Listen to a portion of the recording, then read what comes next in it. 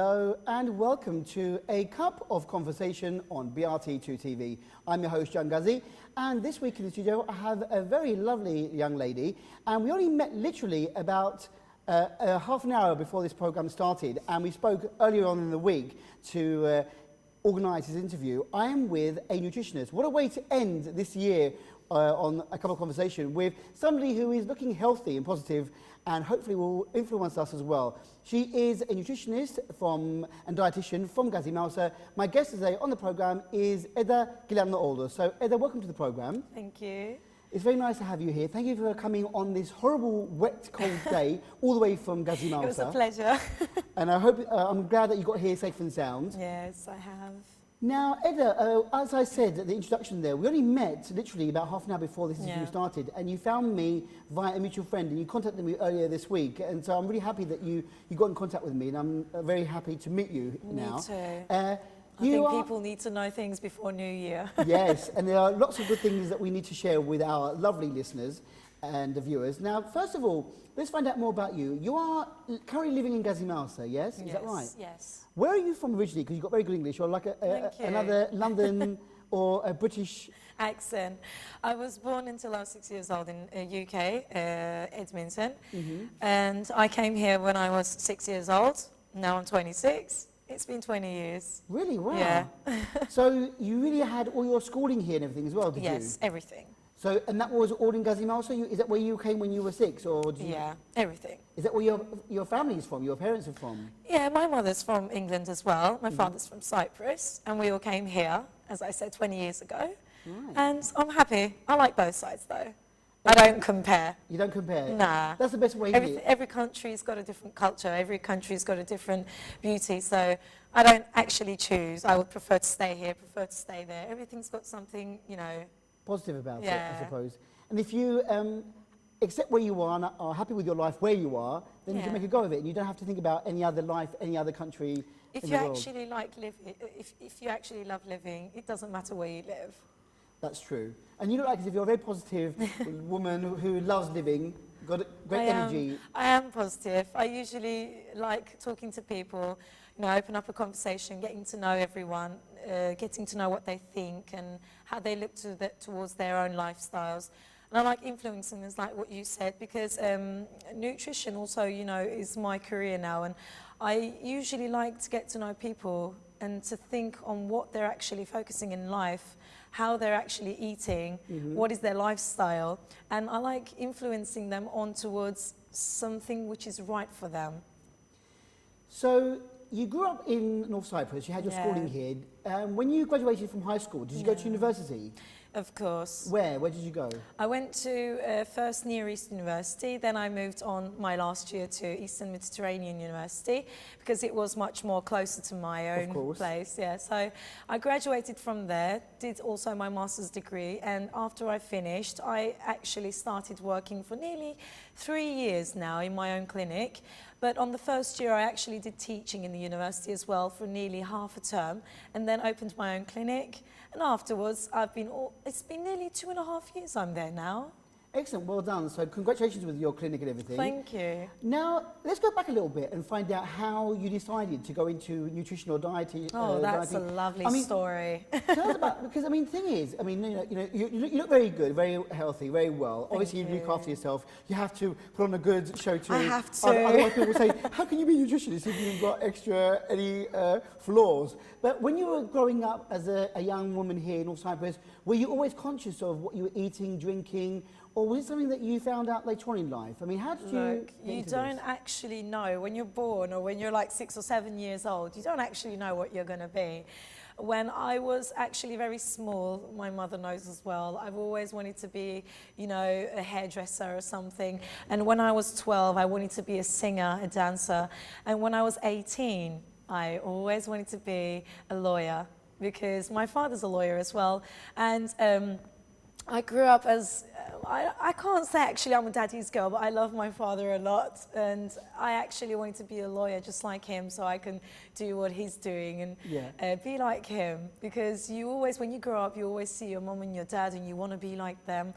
I've always loved my family more than myself and I've always wanted them to be proud of me. And that's the reason why I wanted to be a lawyer. And afterwards, I realized it's not what about what they want, not what about I want. It's about what life gives you. Yeah. And as I came to the age of 18, my father said, look, don't be a lawyer. And I said, why is that? He goes, you wouldn't want to be a lawyer because there's plenty of lawyers now around in Famagusta in Cyprus as well. There's plenty of teachers, there's plenty of everything. I just can't compare, you know, every job now. But he said to me, instead of being a lawyer, why don't you choose some other branch which is now, you know, shining better? And I said to him, like, what? He goes, you can be a nutritionist. I said, I don't want to be a nutritionist. I want to be a lawyer.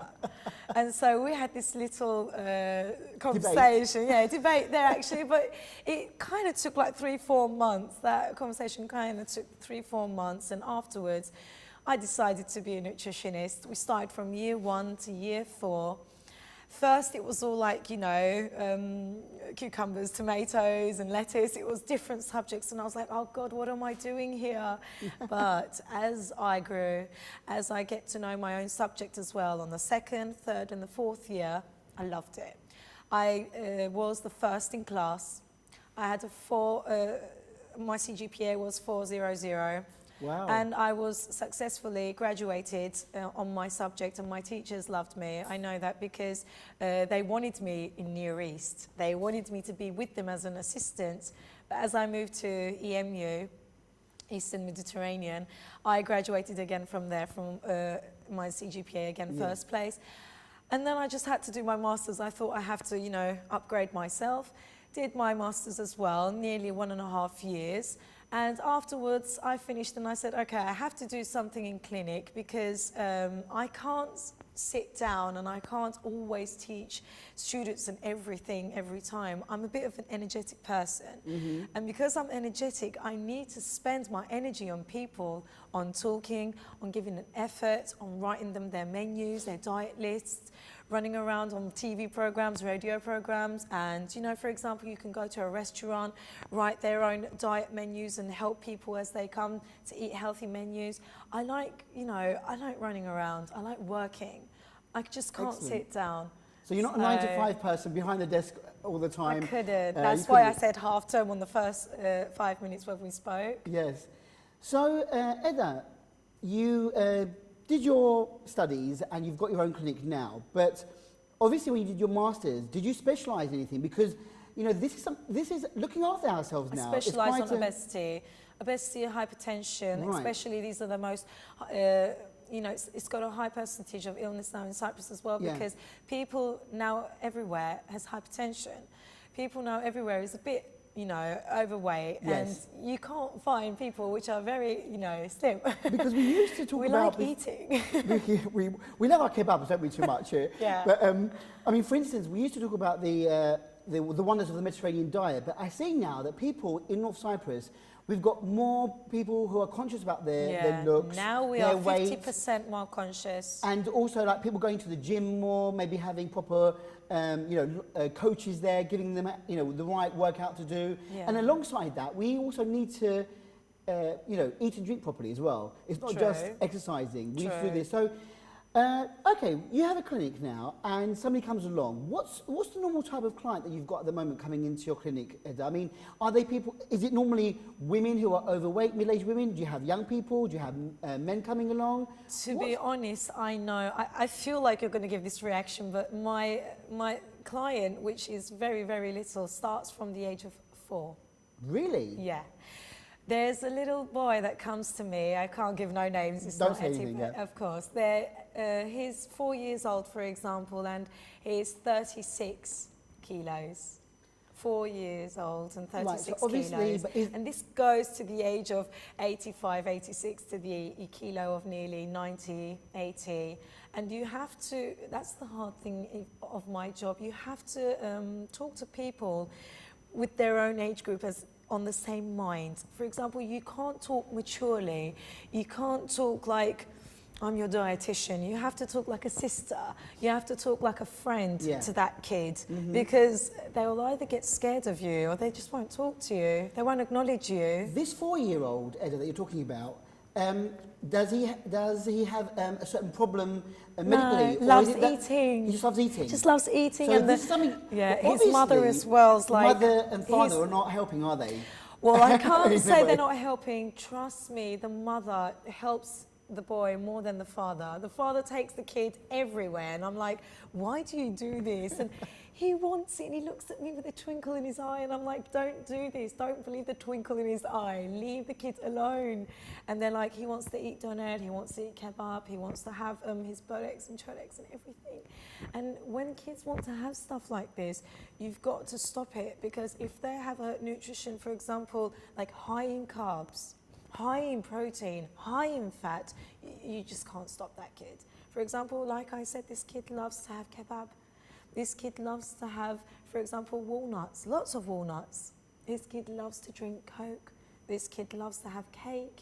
And you're not stopping them. And I'm saying to the father, please, you've got to stop. As a parent, as myself, a 4-year-old, you can sort of control what they're eating, because at The that family age, can the family as well. can. I mean, okay, when they go to school, maybe it's a different thing. Yeah. Maybe you have to speak with the teachers or whatever, make sure he doesn't go to the canteen too much and get crisp and chocolate. But at home, surely, the mother and father should be able to say to a child, look, you're 4 years old, you shouldn't be drinking Coke. Yeah. At that age. It's bad the for their family. health anyway, never mind the fact that they put on weight with that. Yeah. It rots the teeth, it rots the stomach, the acid.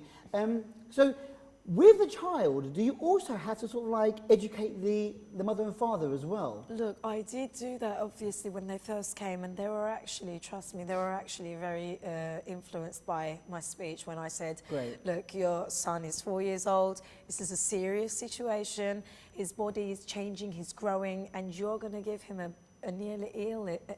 illness when he grows up. He'll probably have diabetes, he'll probably have hypertension, he'll probably be obese. You've started to, give him an illness from now, and that when he grows up, he will take this with him. Yeah. And you've got to stop it from now, so when he grows up, he won't have nothing. And the mum says, like, for example, I do my best, but whenever I leave my son to the father, it just cuts off. So I called the father as well. We had a nice speech, and he said to me, look, I can't. He's my son. If he's hungry, I'll feed him. But you're feeding him wrong. Why don't you just, for example, have a vegetable food at night, have a nice soup, have a salad, teach the child different stuff so he can get used to it as well. Mm-hmm. He doesn't want it. I said, when did this start? Well, when he was 3, he wanted to have a sip of Coke. When he was 3, he wanted to have a burger. And we, kind of gave it 1 time, 2 times. I said, look, this is where it started. You shouldn't have done this to him. And he's got 2 sons. I called the other son in as well, and he's like, I don't like this. I tasted it, I didn't like it. This one tasted it, this one liked it. He liked it, yeah. So I kind of, teach the family as well, but it's until one place they do listen to you, but when they go home, they still, they have a pity on their son, yeah. They want to give in, that's not right. You shouldn't mix up your emotions with, what's right for your son. So, Eda, for instance, we're going to talk about other subjects as well, aside from this 4-year-old. But for instance, then do you give a plan of what he should eat? I mean, is that how you work? Do you say to parents, like, okay, if you stick to this plan, your son will be healthier and will lose weight? Yeah. So, for instance, instead of the burger and the Coke, you'd rather, as you say, maybe soup or salad or something healthier. Yeah, some healthy meals. You don't have to go on fast food. You shouldn't give fast food to a kid until he's like, for example, 10 or 12. Yeah. This kid grows until he's 18. Yeah. Of course they're going to try behind our back. That's why I said until the age of 10 and 12. Yeah. But, at least you should, until a certain age, stop giving it to him or stop introducing these type of fast foods to the kids. So he will introduce himself to a later age. Yeah. Which is better. Yeah. Okay, that's one case that you've got at the moment. What about, what other subjects can you talk about when it comes to the clients that you have? Who else do you have on your list? For example, there are people who have cancer, breast cancer. There are people who come, for example, with diabetes. There are people who just come to gain weight. People who are very, very thin, very slim, have a very low weight. And I help to every kind of illness, every kind of situation that people have. Nutritionists don't only deal with people who want to gain weight. People who have plenty of illnesses, people who want to gain weight, who want to lose weight, and people with serious health problems they should be going to dietitians or to doctors in a routine. Because if they don't, on one place, you will lose the control. You will either gain weight or your illness will either, be in a severe situation. So obviously you ask about that person's medical history when you accept them as a client. With the blood tests as well. And you do all the tests. So Eda, I heard about these scales where you can put the client on there, and they're a bit like super scales, I think, where you can tell more than just their weight, about the ratio of the fat and the muscle and everything. Yeah. Are you keen on things like that? I mean, do you like to? I know that you don't want to put people on the spot by saying, you're all fat and you're all this, that, and the other. I mean, but do you have those type of scales where you can work out where the necessary problem areas are? Like if it's for a man, maybe around the waist, or if it's a woman, maybe she's a bit hippie or whatever. I mean, do you sort of like have detailed areas where you can concentrate on what you should be doing? We usually have this scale called Tanita. We usually use that, and it actually calculates the weight, it calculates the fat mass, the fat-free mass, which counts as muscle, and it also calculates the total body water. So with all of this, you actually measure the right arm, right leg, left leg, and your trunk. So with all of these compartments, you can actually see how much fat, how much muscle, and how much accumulated water is in your body in every part. So the clients usually come saying to me, can I get measured? And I say, all right, then you're going to get measured with all this coming. You ready? And they're like, with a big smile, yeah, this is what we want to get now. So we calculate every part, and we see every muscle mass, fat mass, and water also in the body. And after that, I show them, for example, you have this much, so you need to lose this weight. And after that, if they need a diet menu, we write them a diet menu which needs to be a very, not strict diet, but something close to their lifestyle so they can be able to do it. And then they start losing weight and they go happily ever after. Hopefully at the end. Yeah. I mean, it's very, very difficult. In our culture, it's all eating and drinking. I mean, in the Cypriot culture, we love to have our kebabs. We like to meet and socialise with friends. The women have their tea parties where they have their bereks and choreks, and the men like to have their drink at the meyhaneh. And Sundays is a family day, and we all have our kebabs on a Sunday most of the time. Do you try to think of that when you incorporate a diet? When you look at the clientele that you have, I mean, obviously they're mostly Turkish Cypriots living here. Do you try and sort of like incorporate and allow them to have their treats? Yeah. For example, if they do have, I write their menu, and for example, if this man comes to me and says to me, look, you've gave me my menu and I've got 60 grams of, for example, meat to have. And I'm going to this meyhaneh and I can't have 60 grams. Well, I say to him, all right, look, you can have one shish, you can have one, for example, kofta. And when you have these, for example, you need to cut out this. So you actually teach people on what to cut out if they're going to increase something else. But I usually advise them to increase their proteins instead of their carbs, because when you have protein, you usually fill up your stomach with, a time of 3 to 4 hours, because proteins leaves your stomach in 3 to 4 hours. But when you have carbs leaves your stomach to 1.5 and 2 hours. So you feel hungry again after 2 hours. Yeah. To finish that situation in your mind, you need to actually increase your proteins. So I teach them, for example, I say to them, you can increase your meat, you can have this. And when you have your lamb chops, for example, you need to cut out, your pide or maybe your bread, or if you're going to have wine, 2 or 3 wines, or maybe rakı, you can cut that down to maybe 2 or maybe 1. And they're usually not happy when I say that, but because people love drinking. So actually, you teach them what to cut out when you increase something else. I mean, we all hate to cut down things that we love the most. I mean, I've got my problem, especially for me, is carbohydrates. I mean, we have, the pasta we have bread, we have rice, we have potatoes. It's No, we love it. We love it, and it's just too much. And as you say, you eat it, and then 2 hours later, you're hungry again. You know, actually, what the big situation is not when people add their carbohydrates, it's when they add their salt, when they don't drink water, when they have lots of carbohydrates, and they also increase high fats products. For example, they have full-fat milk, they have full-fat yogurt, they have white bread, and, you know, people don't actually really care because they love eating. Yeah. And you need to talk to them and tell them, like, look, you're gaining weight, you're having this situation, and in the future you might have this type of illness. When you say that, they actually start, you know, thinking, oh yeah, I need to start, you know, fixing my life, having a nice healthy lifestyle, start doing a bit of walking. You teach them. But what I usually try to do is don't, for example, say, do this, don't do that.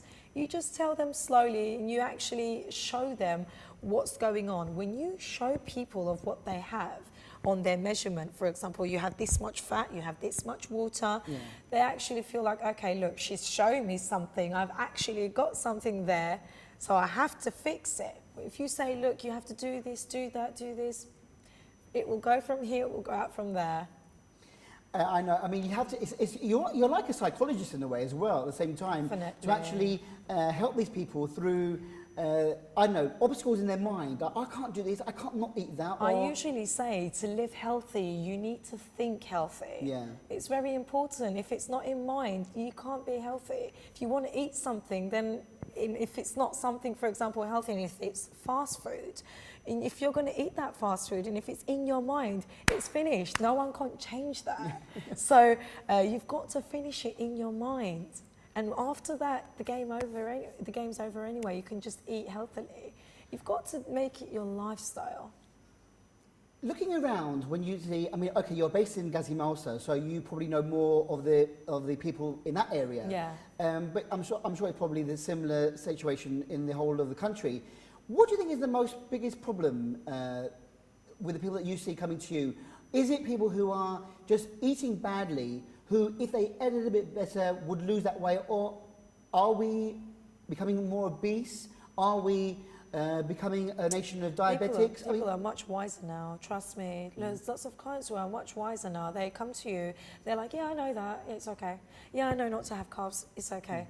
And I'm like, okay, you know all of these, and, you know, have you went to another dietitian before? They're like, you know, they're very keen on dietitians because they know everyone around Malta. They've went to every dietitian, and you're like their last stop. And they come to you and they know everything. So what you're supposed to do is you're supposed to surprise them or shock them with new information, and you've got to update yourself as well. You need to study, you need to read new stuff, and you need to actually read journals to, you know, upgrade yourself. Because there's lots of researchers in America, in England, and there's lots of studies being done now, and you need to talk to them. You need to say to them, like, look, this year there's been a study, and it's been shown that, you know, you can do this, this, this. And if you shock them and teach them this kind of stuff, they will be like, oh, she knows different stuff. The other dietitian I went to didn't know none of these. I just did this classic menu and I came to her. So you need to surprise people, teach people with new information. Do you keep yourself updated by what's going on, you know, around the world, the latest things that I usually read the American Journal of Clinic Nutrition, British Journal of Clinic Nutrition, lots of journals that also, you know, have stuff that include nutrition. Not only that, I actually love reading the American Heart Association, which also talks about, you know, lots of illnesses with including heart, hypertension, hypercholesterol, and this all is equals to nutrition. If you don't fix your nutrition, your lifestyle, you won't have, you know, a healthy future. Yeah. And what about the other direction? I think that you were saying earlier on about there are some people who want to actually put on weight, like maybe they're very, very slim, or they need to build a bit of muscle up. Can you help in that direction as well, where you give them, I'm probably that's assuming sports nutrition. Yeah, high protein probably to build up muscle maybe, or... Well, it's different branches. Yeah. You know, people who want to gain weight, people who want to lose weight, people who are, you know, the sports players wants to gain their muscle mass, people who have illnesses. It's all branched. You can't give one menu to all of them. Yeah. So you have to be careful and very be wisely whilst writing their menus. very specific to that person. You find out what they want, what their history is medically, and what they want to do, and then you work with them that way. Okay, let's come to the crunch point now before we end the interview.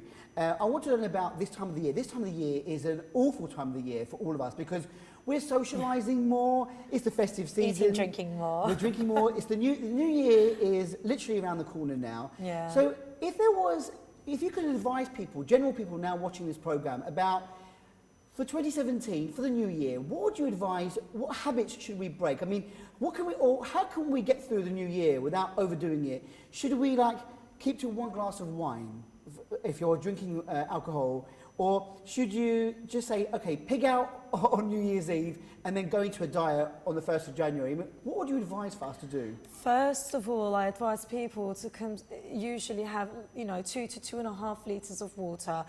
If they consume 2 to 2.5 litres of water a day, they will definitely have a full stomach before having their own meal. Really? That's the first secret. What time? What part? Sorry, cut you off there. But when should we drink that water? During the day, before our main meal? 2 to 2.5 litres. That's according to females, of course. Males should always have 2 to 2.5 to 3 litres. Because it changes. First of all, I advise people to have water during the day. Yes, 2.5 litres, but the secret is actually to have a full stomach. You should have 2 cups of water, especially before having your meal. By this, you won't have an empty stomach, so you will have less amount of consumption. This is the first secret. The second secret is definitely you should seriously cut down the salt. Salt usually causes the body water to increase and future hypertension. Usually our allowance, or recommended daily allowance, is 5 grams, which is 1 teaspoon. I know it's not enough, and I know when I'm saying it's 1 teaspoon, nobody's not quite, happy about this situation, no. But this is a seriously problem in Cyprus, so I advise people to you advise put 1 people, teaspoon. maybe the people cooking at home, cut out the salt or reduce the number of... No, I never say cut out. Really? I never say don't do this, don't do that. No, you don't need to cut out. You need to have a recommended daily allowance of 1 teaspoon. It's allowed because don't forget our electrolytes, which is sodium, chloride and magnesium. As we sweat, we lose from electrolytes. When we lose that, we need to retake it.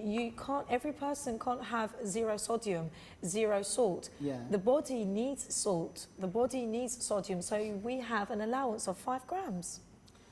So, drink plenty of water, reduce the amount of salt at the moment. The third thing I want to say is definitely you should have breaks. For example, after having your breakfast, you should have a break where you should have fruit, maybe dry fruits. Maybe you should have, for example, walnut, almonds. You can have, for example, a nice cinnamon milk, which is low fat, obviously. And you should have these divided into 2 and 2.5 hours.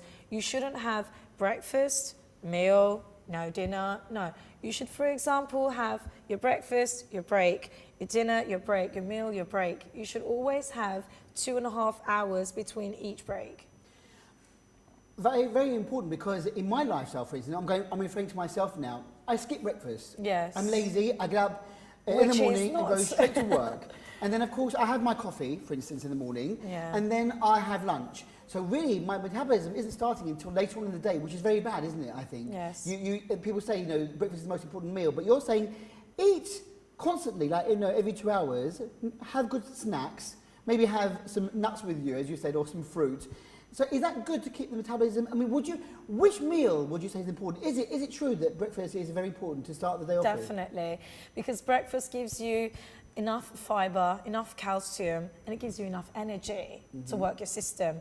There was a study being done as well, and they actually found out that people who don't do breakfast have a low energy during the day, and their performance during work is much more less than people who do breakfast. So usually when you have breakfast, like I said, you have more energy, you give a good performance during work, and you're much more healthy and fastening your metabolism. So I do advise people to do breakfast, even just having a yogurt, or maybe having cereal, or maybe having your egg and your cheese with it. It's very important to have your proteins, your carbs with your milk and calcium. This is very important to start the day.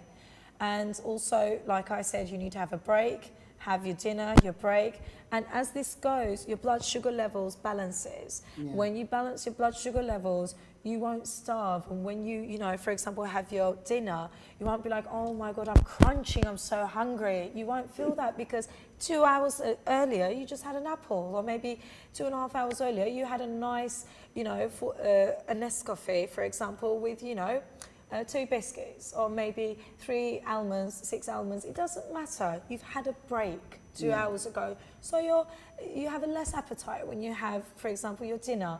It's a big secret to have your breaks between your meals.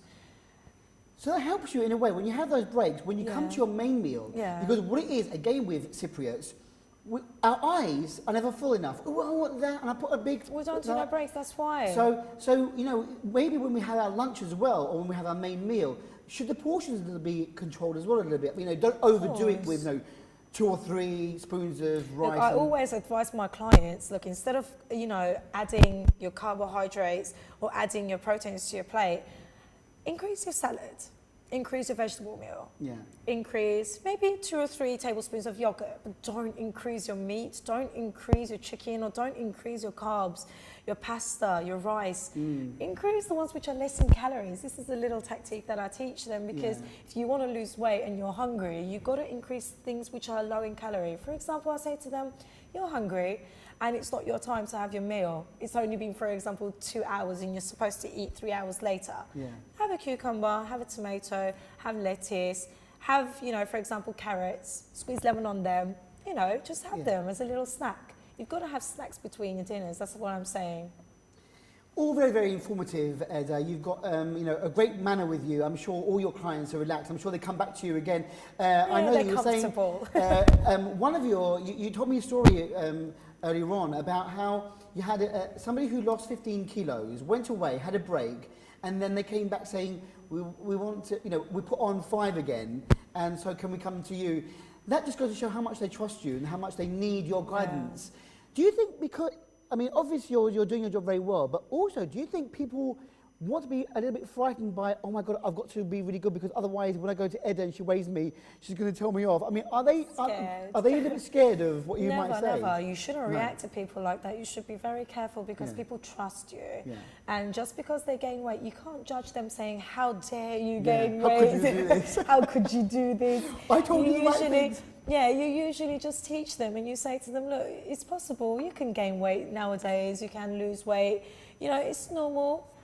Even I do gain weight. Okay, I can be a dietitian, but you know, people have got ups and downs. You do gain weight, maybe next week 2 kilos.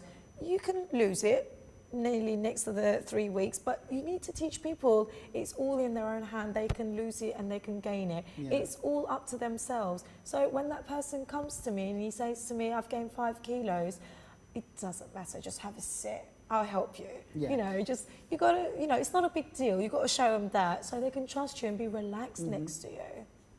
Very, very important. And like I said, I'm sure that all your clients are very happy with your manner and the way that you treat them and everything. So in the year 2017, I wish you all the best for the future, for your clinic. And just finally, if people want to find out more about you, you're on Facebook. Yes, they can find me on my Facebook account, and I've also got a website that's coming as well. It's being done now, and they can, if they want, type in, text me, message me. I can help anyone else who wants to come as well. Right, and so they look out for on Facebook Eda Gilanlıoğlu. Yes. Is that the name of the clinic as well? No, it's Gilanlıoğlu Sağlıklı Yaşam Merkezi. It's a health centre, so by our surname, so they can find it easily. You can Google it as well. In Malta, it's around the university as you come from Nicosia. Right, so you're not too far from EMU. No, I'm actually close, 5 minutes maybe away from there. It's not far. And your website then, will it be under the yeah, it's there. Your name or?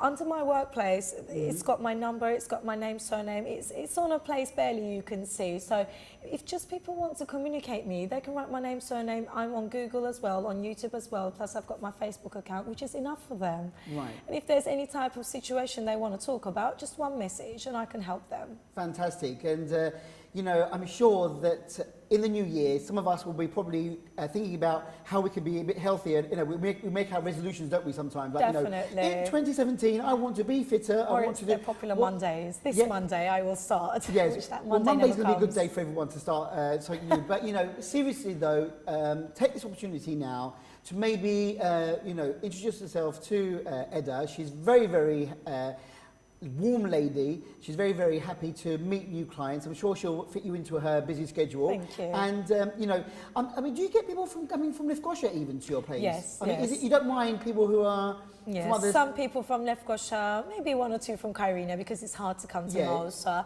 And I've got people as well from England as well and from Turkey who follow me and text me messages like, we don't come to you, but we follow you. And we've got this type of question, can you help us? And I'm like, of course I can't measure you, but I can answer your questions. That's good. So and I help them. you're worldwide in a way. So if somebody Yeah. wants to ask you a question, you know, Eda did this, or can I eat this, or should I Yeah. do that? Is it good for me? For example, I'm sure people from England will be watching this because it's now finally their own language and they can understand us and they can communicate us much more better. That's why I'm really happy here to be with you, because we can help people also who are from England as well. Yes. So the door is wide open for Eda Gilanlıoğlu's lovely clinic. She's a nutritionist, a dietitian. She'll be happy to help you in the new year Definitely. with any of the questions. And I know that you've also got Turkish programs on different stations, haven't you, as Yes, well? So, I have. So you are quite well known Yes. in this circuit. So well done, Eda. Thank you very much for finding Thank me and you. coming to the program today. As I said, on a really cold and wet morning, but you got here safe and sound. I wish you a safe trip Yeah. back to Malta. Yeah. Next time I'm in the area, I'll come and have a coffee with you. I hope so. I'm But I'll make waiting. sure that it's a sugar-free coffee, and it'll be my first coffee of the day with you. But thanks a lot again. Keep Oh, us, thank you. you know, in mind if anything else crops up in the future. We'd love to Definitely. have you back again as a guest, and you know, I hope that 2017 brings you all that you want. I And hope so. wish you a healthy and happy 2017. Thank you. Thanks a Thank lot, you so Eda. much. And with that, we've come to the end of our very interesting chat with the lovely Eda Gilanlıoğlu from Gazi Malta. And I'd like to wish you all a happy new year. And until we meet again in 2017, take care, be healthy and be wise and be with BRT. Bye-bye.